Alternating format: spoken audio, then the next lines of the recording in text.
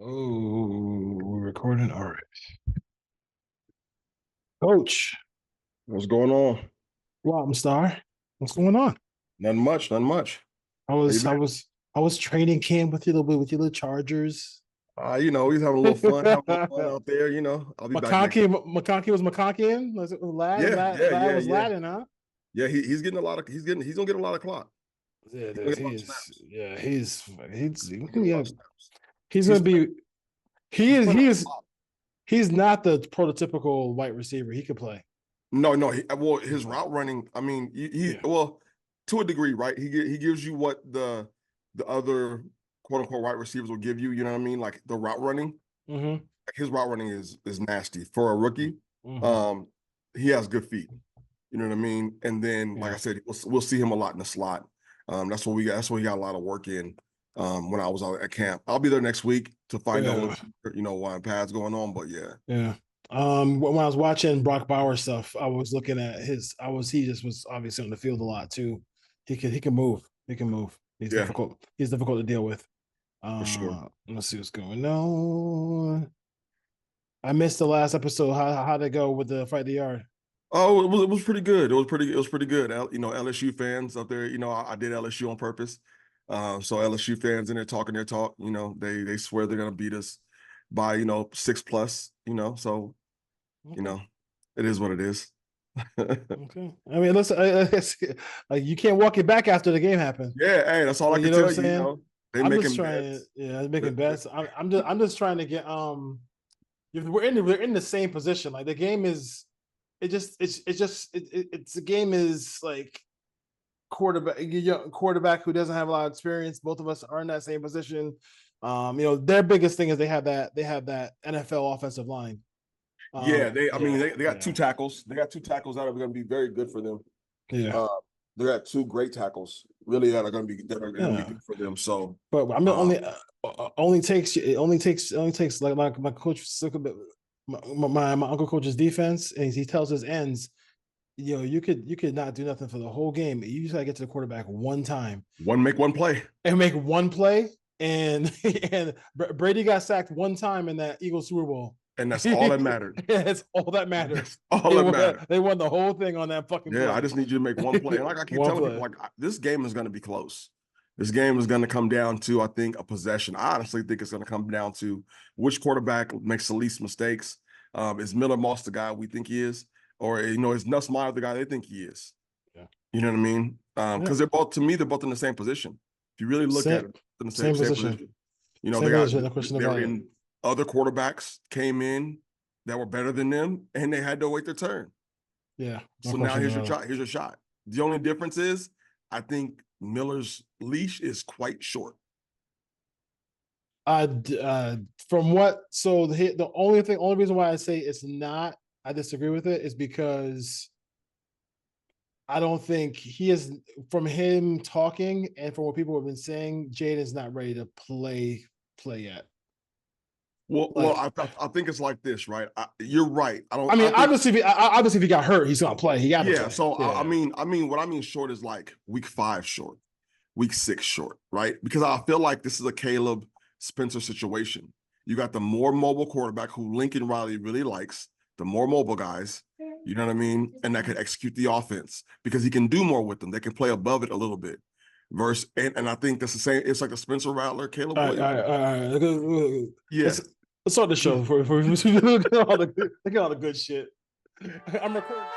Welcome to the Put on Waivers Media Group, home of the Put on Raiders podcast and the Student Body Right podcast. This is your place for the best breakdowns and the best insight for those who fight on and bleed silver and black. Now, here are your hosts, Dwayne Douglas and Ryan Holmes. And welcome everybody to the glorious episode of the Student Body Right USC podcast. I'm your host, Dwayne Douglas. And as always, I am podcasting off the beautiful shores of the Pacific Ocean. Beautiful day out here in Southern California. PORSBR is my Twitter handle. We always take the weather for granted out here, but it's been, there wasn't even June gloom this year. It was just, the weather's been spectacular. Absolutely. It's been unbelievable. Absolutely. We have been blessed beyond belief as far as the weather goes. As far as that goes, so it's been beautiful out here. Big Ten Media Day. Coach B is in the building. You see the hat, Man, you know what it is. You know what time it is. You know what it is. Also, the host of we run the yard. You catch that on playback. So obviously, all college football stuff is right there for you there as well too. So to check them out. Thank you for coming here today. Big Ten Media Day. Let's get started with some just some overview of what you feel like about Lincoln Riley, Miller Moss, Myham, and Ramsey and everything like that. How you feel like that went? I like that Lincoln stayed longer than everybody else. I like Lincoln answered all the questions. We can start. We'll start off with the I think the Notre Dame thing, because I've been on that bus pretty early. That I don't want to play these. I feel like I'm playing these dudes to help them, because their schedule is. They have 9 straight home games this year. Like they just, I mean, like, like it is what it is. But when you're playing in a conference like USC is playing, do you feel like this game is in jeopardy? I feel like it is about time for them to they're actually making less money outside the conference than they would be if they were in the Big Ten. Like, I think it's just time to put the big boy pants on and just and whether it's BYU coming in too as well, but because they need an even number of teams. I think it's just time for them to just come in and join the league. I'm just kind of, this whole Notre Dame independent thing is just, to me, it's kind of whack. Yeah, it's definitely. I think the independent stuff is definitely ran its course. I think the one thing about that, I just don't think that game's in jeopardy. I don't. While I agree they need it more than we do, right? At this point, I just don't think it's in jeopardy because it's too much history, too much tradition in it. And if we're keeping to the pageantry of college football, some type of tradition of it, right? I mean, that rivalry is older than, us and UCLA. You know what I mean? Yeah. Like that rivalry is way older than that, right? So I feel like, and it means more, honestly. That rivalry means more. While it is for us in Southern California, like it might mean something, but on a national scale, that Notre Dame USC means a lot more. I was telling somebody on the show the other day. I was like, they were like, oh well, Florida and South Carolina is a big rivalry. I said, yeah, to everybody in the South. Nobody outside the SEC cares about Florida and South Carolina, and Florida and Georgia. SEC folks think everybody care about their suit, Like, I mean, like, seriously, dude, y'all gotta stop. And I put that on the same thing, and that's what I was telling them. That's the same thing as USC, UCLA. Nobody cares outside of the West Coast about USC, UCLA, but they care about Notre Dame, USC. Top 5 rivalry in college football. You can't give me 5 better rivalries with the history and pageantry of tradition of that game. Again, you're 100% right. We don't need that game. They need it. They need it. They need it. We absolutely don't. Which is why I wasn't mad when Lincoln was like, "Look, Ole Miss, hey, we're not doing this no more." You're supposed to play Ole Miss, and to Lincoln's credit, he said, "Look, that was a proper." They both agreed on that, right? Yeah. And I believe him. And the reason why I believe him is because if he didn't, we all know Lane Kiffin. Lane Kiffin would have came out and said, Lane don't care. Exactly. Yeah, Lane don't give a fuck. So I wholeheartedly believe him. You know what I mean? So to me, like when I look at that, and I'm looking, and I like the way the guys presented themselves at the Big Ten Media Day. It's a chance. I mean, we knew we love the Pac-12, but the Pac-12, nobody cared about the Pac-12 nationally. You know what I mean? We had to scrap every year. We had to scrap, fight, and claw to be respected, right? And so you're on a national scale, and I can respect it. Where now you're on a national scale. You guys were represented perfectly. Like you said, Lincoln stayed, answered every question. He didn't dodge anything. I didn't feel like he was aloof in anything. I didn't feel like he was trying to purposely manipulate or get around the question. I felt like he answered them. He answered truthfully. Yeah. You know what I mean? He had no Foster moments. Yeah. Well, you would have had none of those. Well, what do you expect from those guys? So, you know what I mean? Yeah, doctors, they're not supposed to talk at all. Question. So here's my addendum to try to keep the game. Nobody's going to want the game where I'm going to put the game, but it could be like his point was this, and I think it's a valid one. If let's just say USC is They have 3 losses. They're ending the season hot. Right. Like, you know what I'm saying? Like, it's an independent. I mean, like, or if they have, let's just say they overachieve and they have like 1 loss, and their seeding is going to be really high. Like, why am I going to risk injury? Am I going to risk, like, you know what I'm saying? Like, why is it going to be? Is that game? Could that game become Week 17 NFL? Like, you know what I mean? So why not? So could you possibly play that game as an opener for the season?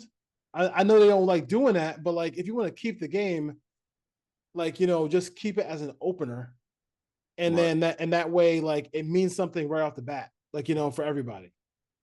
I can see that. I like the opener idea. I think it's a little bit better than finishing our season, because guess what? Yeah. We finish that game and then we go to the Big Ten championship. You know, so yeah.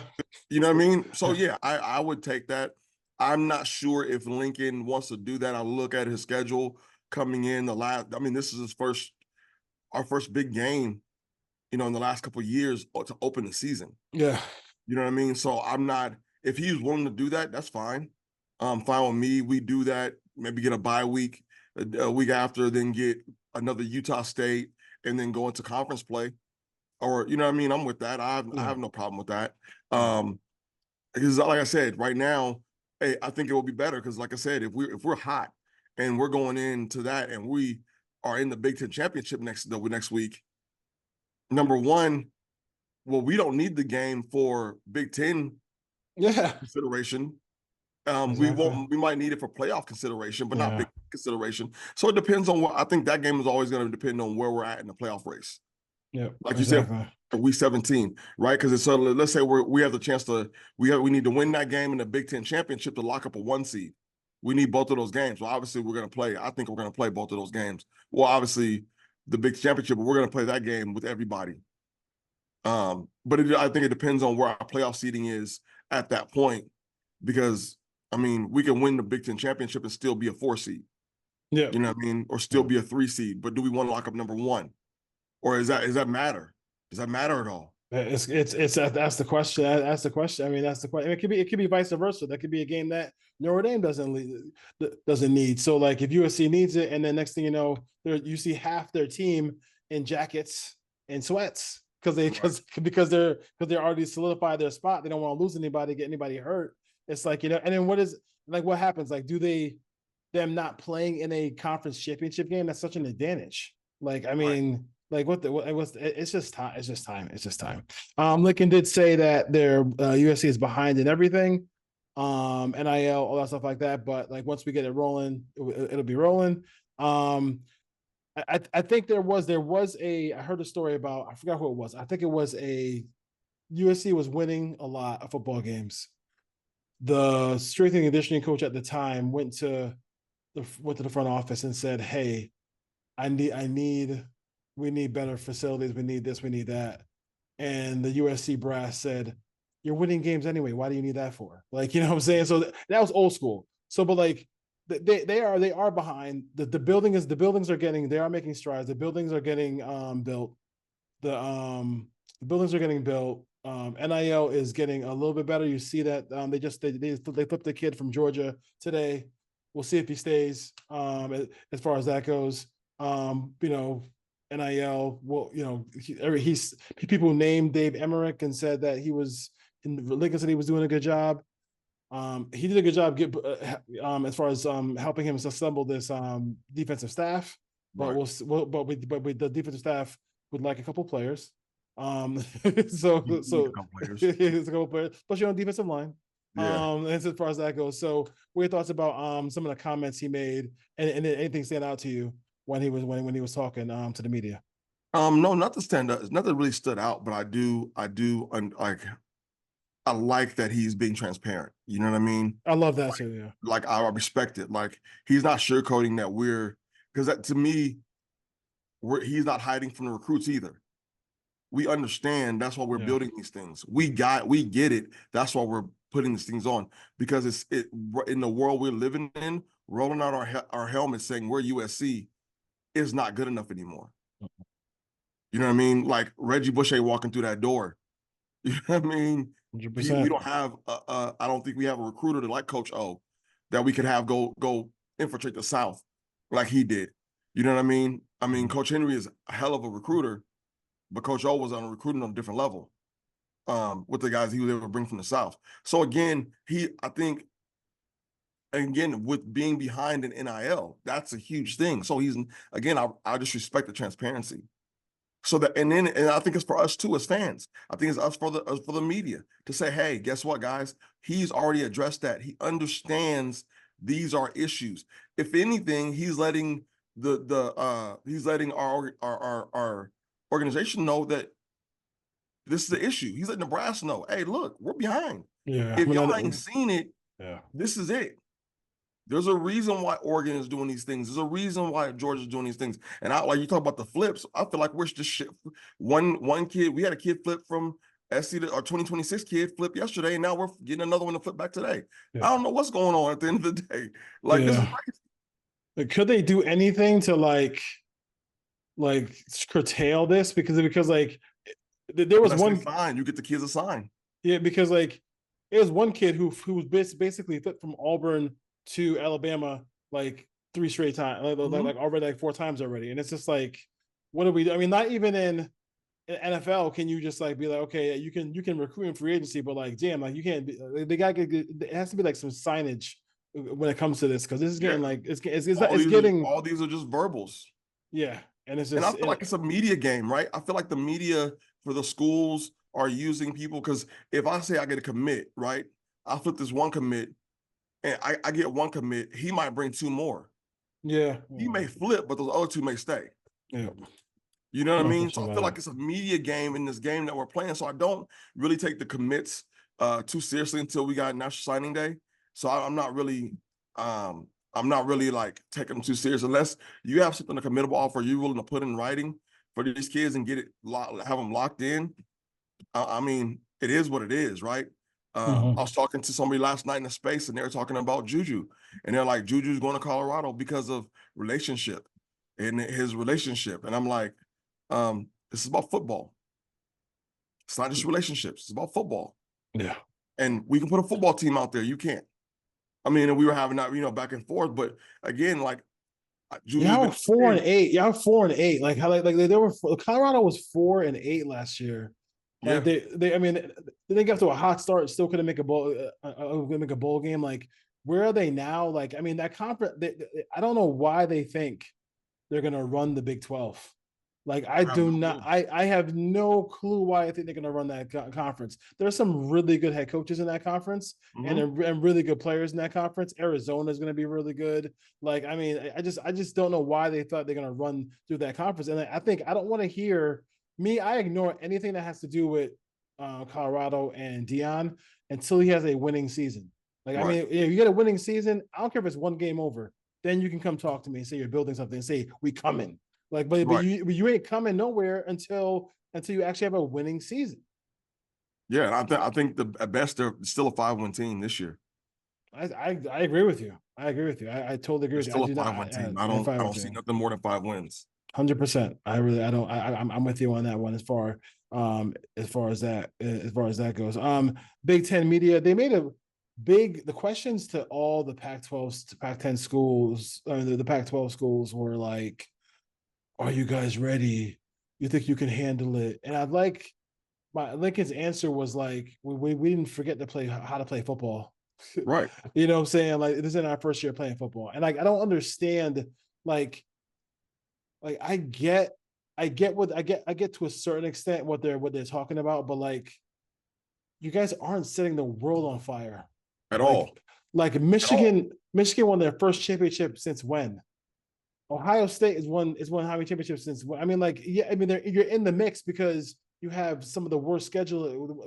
You have the scheduling that Lincoln Riley talks about. Like Lincoln Riley was talking about. He mentioned Alabama. He should mention. He probably didn't want to mention Ohio State because they're in the conference. But like, Ohio State, 9 home games this year. Does Notre Dame or Ohio State even leave their state of Indiana or Ohio this year?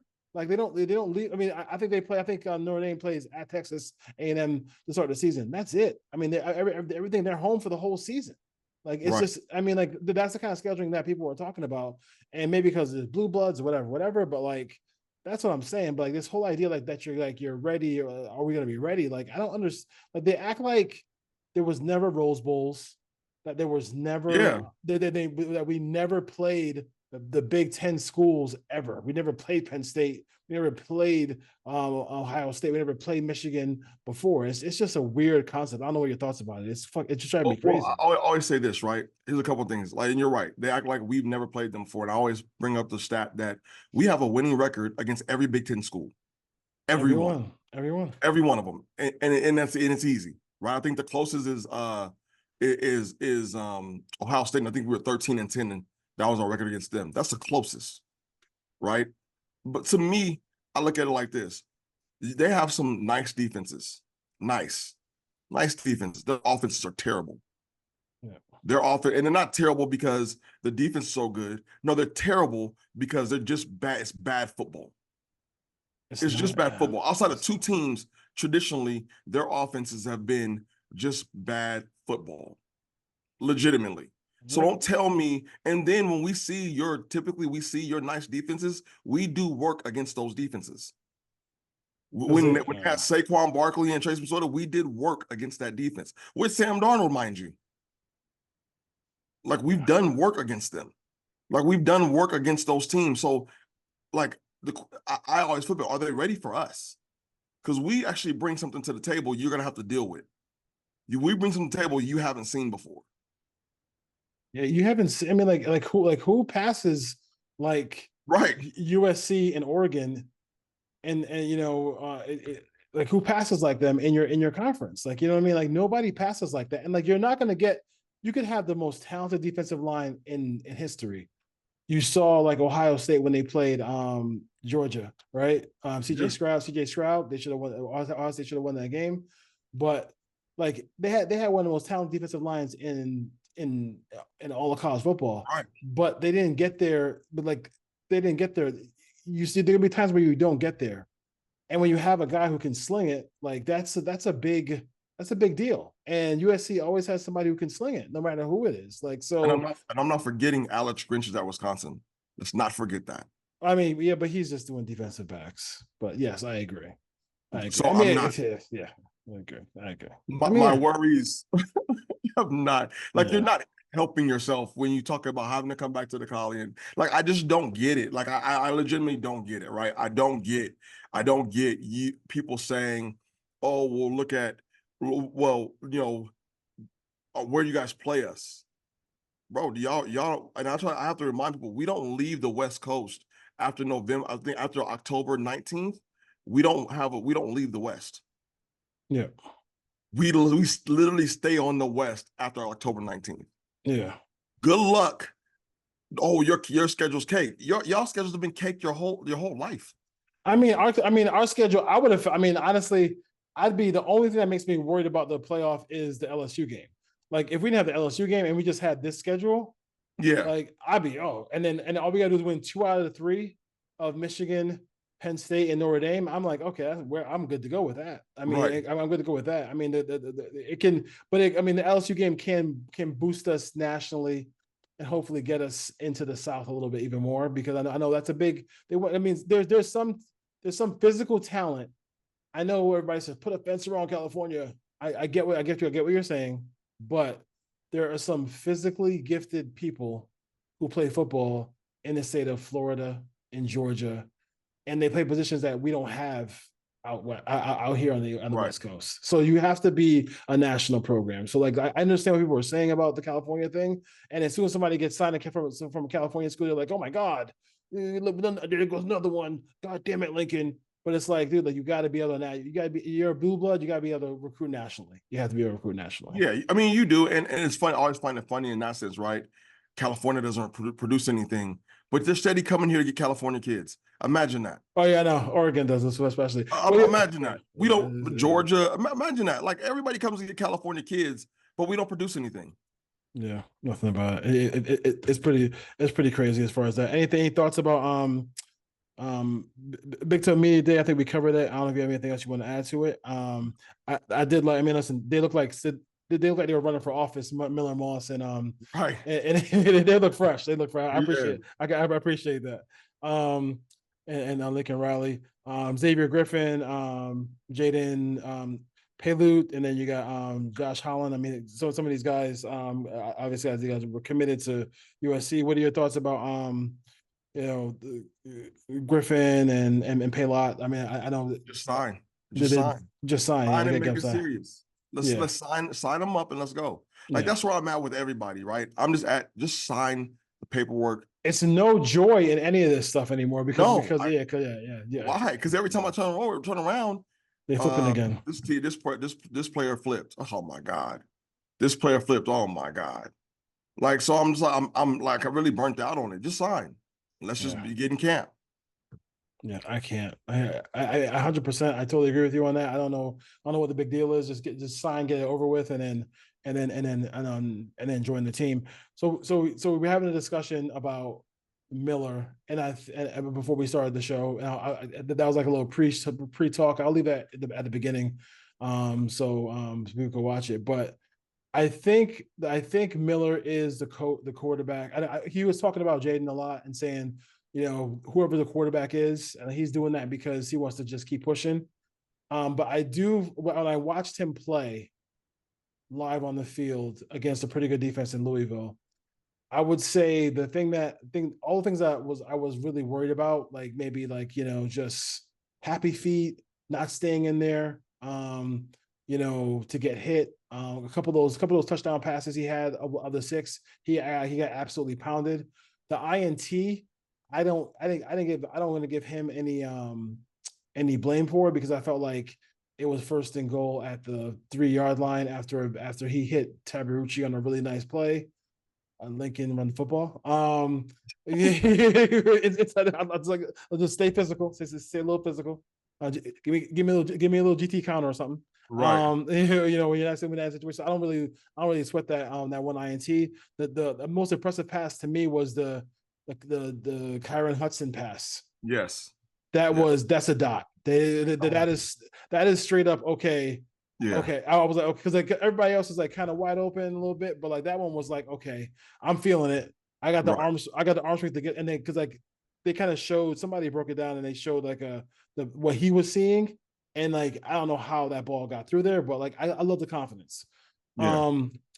I think a part of it is and I also like the check down option that they have because I think Woody Marks is very fluid as far as catching the football out of the backfield. I think he's even more fluid than Marshawn Lloyd. Yeah, I think that's going to be catching the football. Yeah, especially. No, that's definitely going to be a key. I think him catching the ball at the backfield is going to open up more things because it did for Caleb. You saw the outlets that Caleb was trying to do. You saw the routes that they were trying to put Marshawn Lloyd in the offense in the passing game a lot last year. Yeah. I think Woody Marks is going to be a lot better. He's going to be better than that, and it's going to allow him and get an open field and be able to do something with the ball, right? I mean, I like don't get me wrong, I love Marshawn Lloyd, but Marshawn Lloyd was he wasn't either run over you or try to run around you, but he wasn't going to juke you. He wasn't going to, you know what I mean? Yeah. He didn't have that acceleration that you wanted, that you could see out of a, short play. You could basically if Marshawn Lloyd was in college football, all the buttons available to make moves weren't available. Right. with the guy we have now, all the buttons are available. Just speed even though it's the fake version of him in the game, he's not in the game, which drives me crazy. Him and Jacoby Lane not being in the game drives me freaking crazy.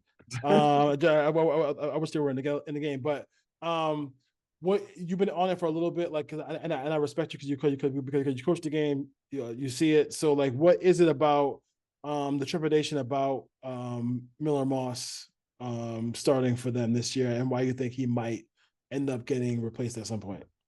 Well, I just look at Lincoln style of quarterbacks and I think this, like I said, like we talked about before, I think this is more of a Spencer Rattler, Caleb Williams situation where you have the more mobile guy, somebody who can get out the pocket, play above the offense. And that's kind of what Lincoln kind of relies on. If you look at these quarterbacks in the past, I think if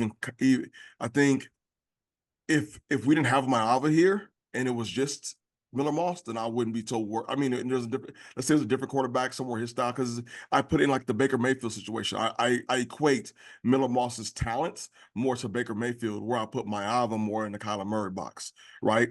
And Lincoln seems to like those guys who can move around a lot with the football, become improvisers more than anything. And he seems to like those guys. And so I think that while I think he's rewarded Miller for his loyalty, after having guys come in and get passed up, and you come in and get passed up, right? And then now it's your shine. I think while he's rewarding that, I think if we drop a few games, it happens to look like Miller seems to be struggling in practice, where kind of where Spencer was. I think he inserts Maava in the game, and then that becomes a little bit more frequent, and to where we're in this 2-quarterback thing, right? Because I think everything pans out until Juju gets here. In my opinion, I think Juju's starting as a true freshman. So let's just be clear. I think this season's kind of a fill-out thing for him at the quarterback position, to go ride the hot hand until he gets his guy. Yeah. Interesting. We'll see. We'll see how that goes. I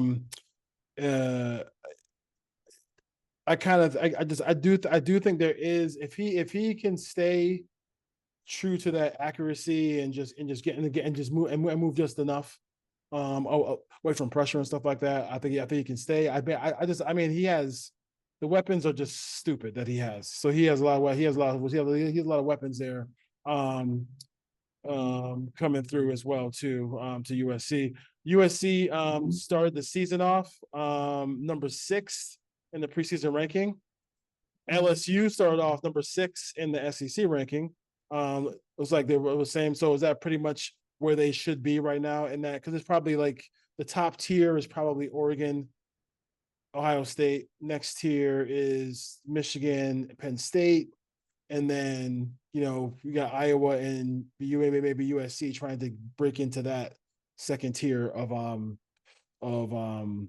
the Big Ten. The one thing I will say is I do like the fact that USC has a bye week going into the Michigan game. Yeah. I think that's something, when you have a good coach who has a chance to study extra week. I do think that makes that game a little bit more winnable as far as I go. No, absolutely. While I think we're better than Penn State, if you look at the teams on paper, okay, Penn State has a few more guys, so I can understand how things are working on paper. I also think we're better than Michigan. I think people are underestimating the losses. I mean, you lose 19 players last year. That's a hard clip. And while they did have some good underclassmen, don't get me wrong, I'm not taking anything away from them. I just think that's a hard clip to try to recreate that balance. And they have to play all 3 of us. Michigan has to play us. They have to play Oregon, and they have to play Ohio State. So you have to play all 3 of these teams. When we did Rerun the Yard, I think most people were penciling us in as their only loss. So, as their only win. So they would go 1-2 in those games. I don't think they beat us though. So I can understand. I think we're also, let me rephrase it too. I think we're 1,000 times better than Iowa. Okay, so I think if you're gonna put us in the third tier, put us there by ourselves. You know what I mean? Like, offensively, we're a lot better. Defensively, we're in a C, and they're if you want to say right now, they're a lot better defensively. But I think as a whole team, I think we're a lot better because our defense can do things their offense cannot. Our defense can make plays. I don't believe their offense can. So I think we're all the way around better. But we're saying that, yeah, I can see us being in the third tier right now. That doesn't necessarily bother me, because, like I said, we're the unproven commodity, right? We have the most questions. If you asked us of all 5 teams that you could say at the top, who has the most questions? Well, that's us, right? Because not just our defense of players, it's our defensive staff, coaching, right? It's not just that. And then we go to the quarterback position. So at the most important position, we have a question. And then our full defense as a whole has a question, right? Yeah. So we have the most questions. So being there, I'm not terribly upset about. Hang on one second. I'm finishing a podcast. I'll be right back. I'll be right back in. But I mean, I have no problem with where we are. I kind of like it. Give them something to strive for as far as that goes. They're not sitting there at number one and everybody's saying, hey, go chase him. Sometimes it's not. Sometimes I mean, he can always have that used as a building block for the team upcoming this year. So I don't know. I don't know what the record is going to be. I really don't. But I think that first game, I'm really excited and just like really just kind of just I can't wait to see how this team plays together. I really can't see. I just feel like people are just like underestimating a really good head coach and a team. Who had a head coach who had one bad season in his whole career. I think people are just like, even if you hate Lincoln Riley, even if you want to do the Paul Feinbaum thing, like be careful, man, because I mean he was the regular kind of he was the asshole I like. Yeah. At media day, I like that. I like a feisty coach. Like I don't want don't give me those little BS answers all the time. He was ready to fight with his words, and he handled himself really well at media day as well too. So, anything else going into the game, and then the game, but like going into this fall camp coming up? No, not really. I'm interested to see the guys. Some clips, guys getting back on the field. I want to see our defenses get better, man. That's it. Yeah, like I'm liking what I see. I like what I'm seeing so far. Force them to pass. The secondary is ready. Force them to pass. They got a lot of athletes in the secondary, man. Right, and so and I think we have the guys. I think we have the coaching to do it. Right. I think we have the coaching that's there. So as long as we're getting better 1% every day, I think that's the way this team is going to be, and I think that's the way these coaches approach it. I know somebody who knows Coach Henney, and I talk to him regularly, and he was like, "Yo, that's the kind of guy he is. He just wants to get 1% better every day. Yeah. He's working to work these guys and give them all the tools they need." So I think if we don't succeed, it's not because the coaches didn't try. It's not because they didn't give their all. It's not because they're not locked in.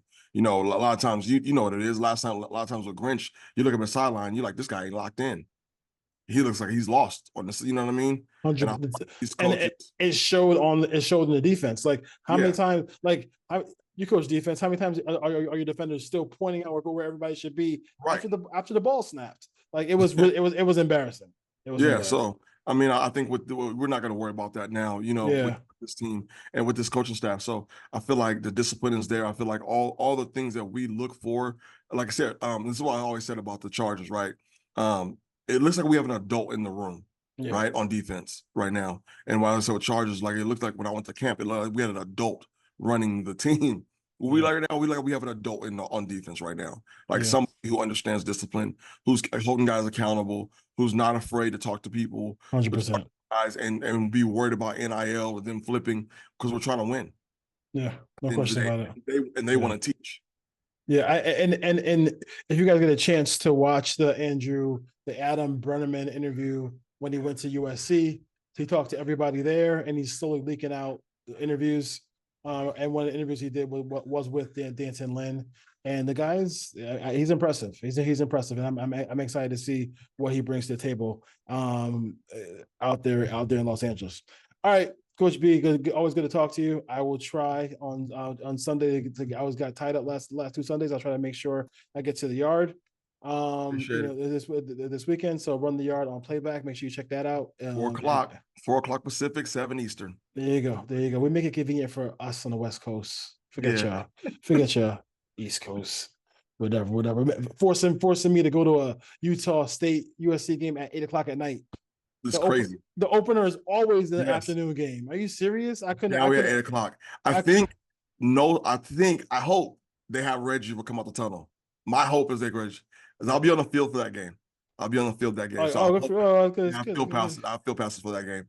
I mean, for me, it's like, I mean, I'd rather, you know what, you can save it for the Penn State game, you know what I'm saying, if you want to, but I mean, but I get it. That's fine. Hey man, look, let's just get let's get the buzz going. Buzz going. I love Reggie. It's good for him. Good for him getting everything back. Right. All right, y'all. Take care. Peace. Fight on. Appreciate it. Fight on.